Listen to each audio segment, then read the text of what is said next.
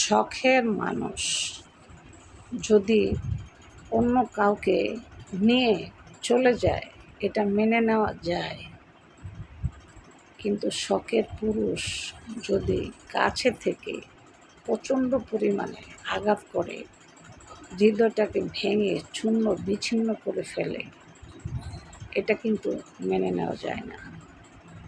সবসময় একটা কথা মনে রাখবেন, শখের মানুষ এমন একটা মানুষ, তাকে কিন্তু আমরা আসলে মন থেকে ভালোবাসি, কিন্তু এই কথাটা শখের যে পুরুষ উনি কিন্তু বুঝে না।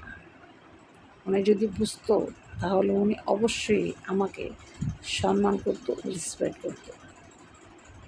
তাই সবসময় একটা কথা মনে রাখবেন, শখের পুরুষ কাউকে নিয়ে চলে গেলে এটা মেনে নেওয়া যায়, কারণ সে চলে গেছে।